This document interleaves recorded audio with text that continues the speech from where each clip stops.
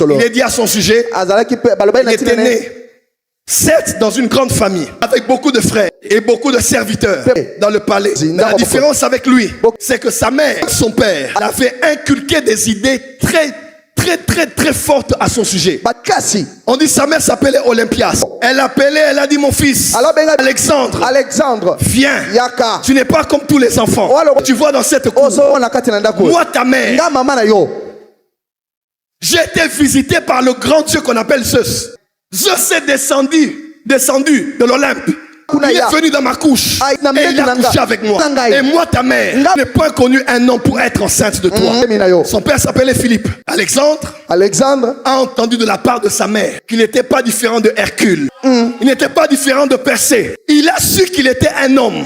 Mais il était un homme à moitié. Et il était ce qu'on appelle un demi-dieu. Quand il grandissait, parmi les enfants, il ne se voyait pas comme tous les enfants. Une fois, il a été emmené auprès des oracles, auprès des prophétesses, qui entrant en transe. On dit, tu es le fils de Zeus. Tu es un dieu sur la terre. Ce n'est pas différent de Genèse 6. On dit les héros d'antan étaient les Nephilim. Parce que les fils de Dieu ont connu les filles des hommes, elles ont mis au monde des géants. J'aimerais dire à quelqu'un, tu n'es pas n'importe qui. Joseph a dormi sur le même lit avec ses frères. Mais il a eu des rêves comme ses frères n'ont pas eu. On est né dans la même famille. On n'a pas la même destinée. On peut avoir le même âge, mais on n'a pas la même destinée. Tout commence que tu découvres de qui es-tu né. Rien ne lui était impossible. Et à 30 ans, intellectuellement, militairement, économiquement, il a changé le monde. Qui a 30 ans ici? Qui a entre 30 et 40 ans? Je viens comme la maman. Tu n'es pas de cette race. Parce que toi, tu n'es pas né. Réveillez-vous à la réalité. Réveille-toi. Soubeaka, rise up. Nous voulons ce Dieu-là. Alléluia. Si c'est la même onction, c'est le même Dieu d'Abraham, d'Isaac, Dieu de Jacob. Allons tous à la montagne. Sois prêts, nous allons partir sur la montagne. Wake up! Réveille-toi. Wake up! Oh la rama cobra tana se la ramando se cabra.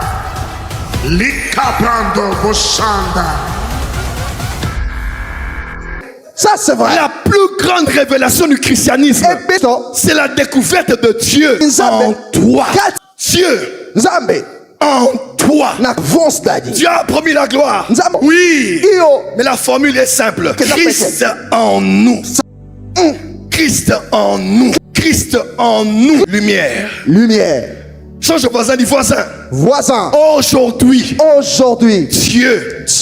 Le divin. Et en toi. Ça c'est vrai. Merci Dad. Bienvenue à l'initiation à la divinité. Il est mort à la trentaine. Il s'appelait Alexandre le Grand. Grec. Révolutionnaire. Un homme qui a changé à tout jamais le cours de l'histoire. Ceux qui ne savent pas, le roi Nabucodonosor avait fait une vision.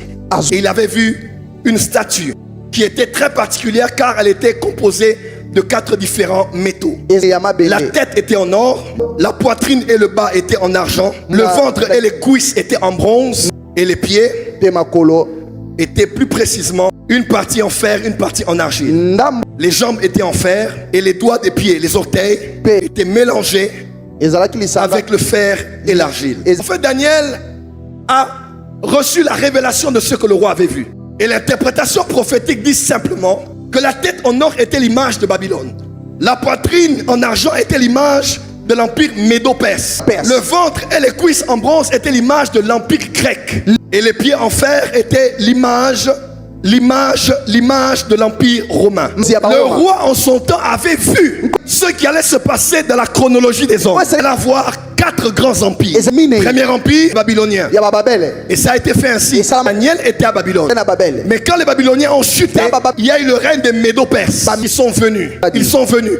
Et Daniel a aussi régné là. Il était conseiller tant chez les Babyloniens que chez les Perses.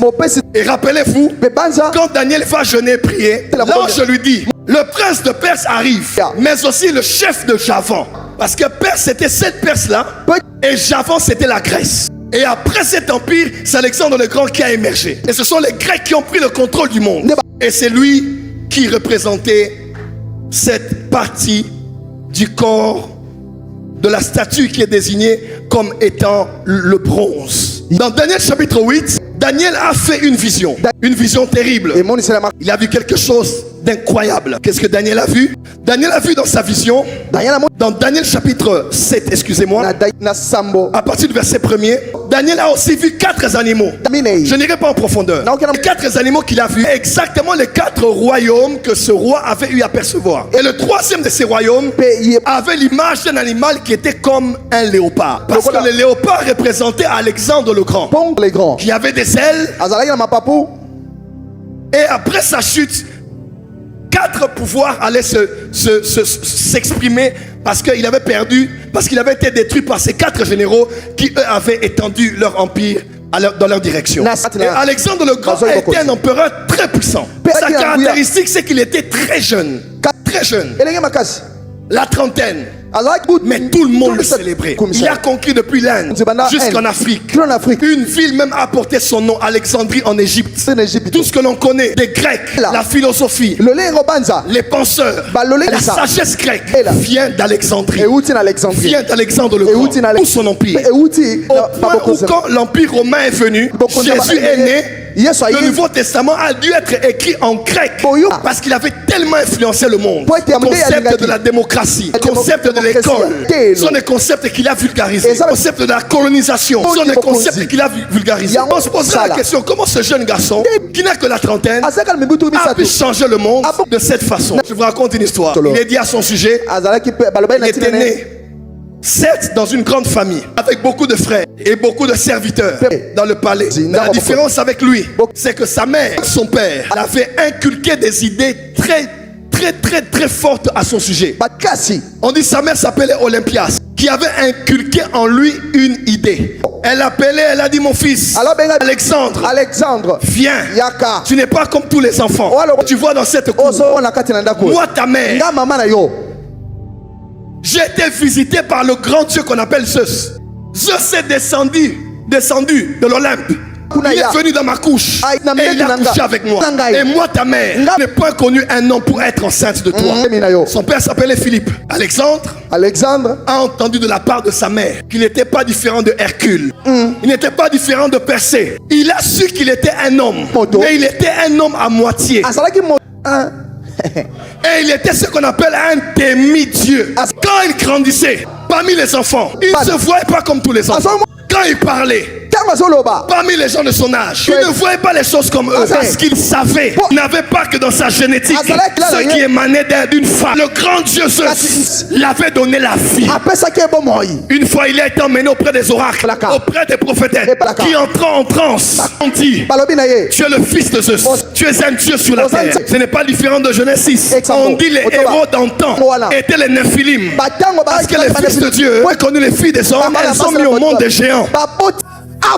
J'aimerais dire à quelqu'un, tu n'es pas n'importe qui. Tu n'es pas n'importe qui. Joseph a dormi sur le même lit avec ses frères, mais il a eu des rêves comme ses frères n'ont pas eu. On est né dans la même famille, on n'a pas la même destinée. On peut avoir le même âge, mais on n'a pas la même destinée. Tout commence que tu découvres de qui es-tu né.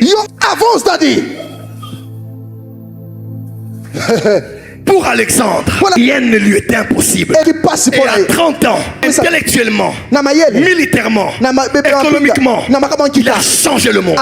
Qui a 30 ans ici? Qui a entre 30 et 40 ans? Balance les mains. Balance les mains. Je viens comme la maman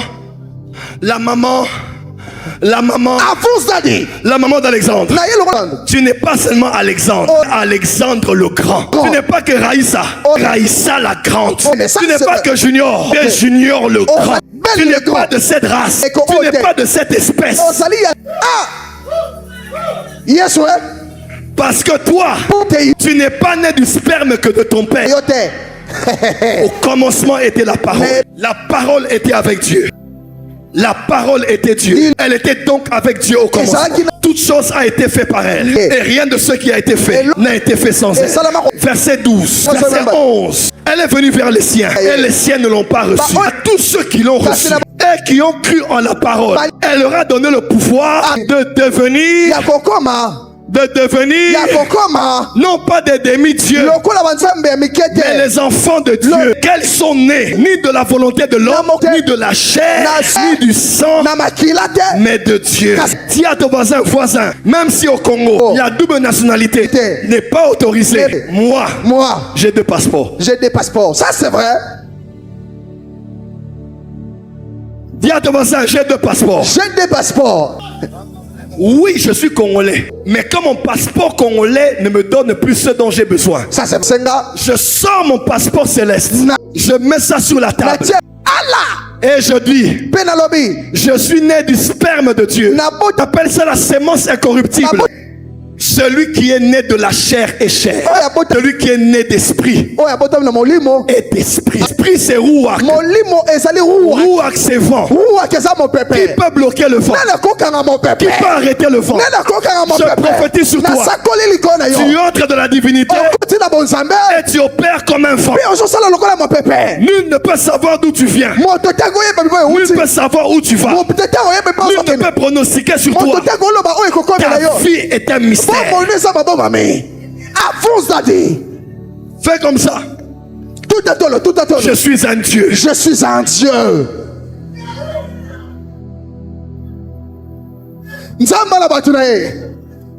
Fais comme ça. Je suis un Dieu. Je suis un Dieu. Moi dans Soso Zanani. Les poussins. Moi dans Tabazanani. Moi dans Tabazanani. Moi dans Ngoula Zanani. Les poussins. Moi dans Likordo Zanani.